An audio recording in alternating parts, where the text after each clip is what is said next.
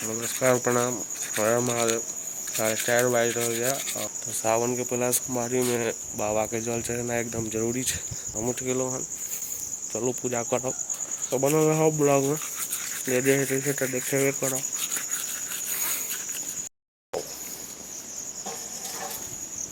आसमान के रंग कते मस्त लग रहा है। भोरे भोरे के फीले की छड़ रहे सवेरे उठल करू हम सब मस्त नहा सुना के तैयार हो गए।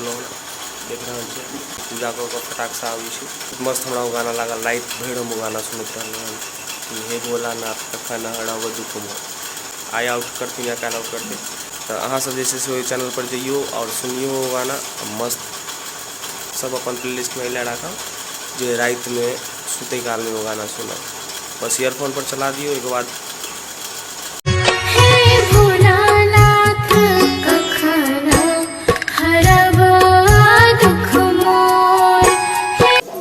लगभग भोर के 4-4:30 बज रहा है और देखियो भोरे भोरे मंदिर में कते भीड़ है। यह है मंदिर के खासियत। अहूँ सब आओ एक बेर।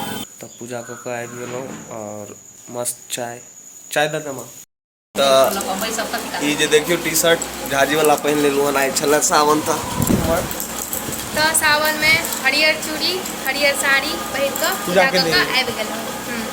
बहुत भीड़ छला हमर मंदिर में। वो भोरे भोरे दिखा दिलिए भोरे 5-4:30 बजे सब गोटा अगला सोमवारी के आओ पूजा करू। बहुत ज्यादा भीड़ पड़त और जे मनबै सब पूरा झाजी जे से मस्त हिनका ले झाजी देसी मीट बनलै है। इका चाप कह रहल छै। ई पापड़ ता चिनते हेबै, बड़ी चिनते हेबै सर। हिनका गांव में नहीं भेटै। हमरो खाइ के छै, खा लै छी। ओकर बाद फिर जे छै से जे मिथिला के जमाए के कते स्वागत भेल जाय छै। बेचारा सादा शादी खाए वाला लोग छै त इनका लेल चापे मीट भेलै।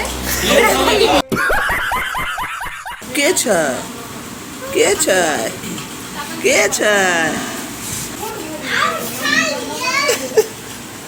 शाम भ गेल और सब बैठलिए मस्त अपन हमर देखियो चाय बिस्किट मोटू ओ मोटू की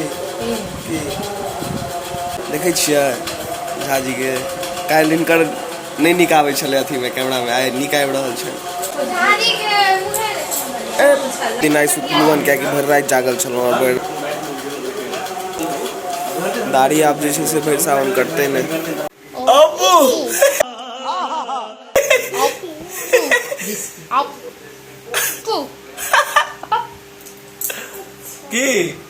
हेलो गाइस तो हम मिलते हैं एक नए वीडियो के साथ। तब तक के लिए बाय बाय। एक मिनट झूल कर दिखा दी। तब बुआ झूलो तो बुआ हम देखबै छी बौआ हैया है ओए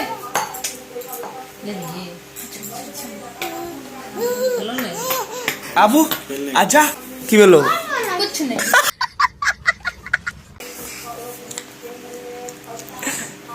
क्या है ना कोची के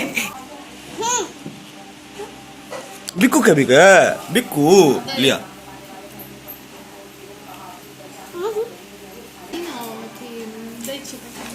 मम कह दियो तब बुआ। हाँ सही छे।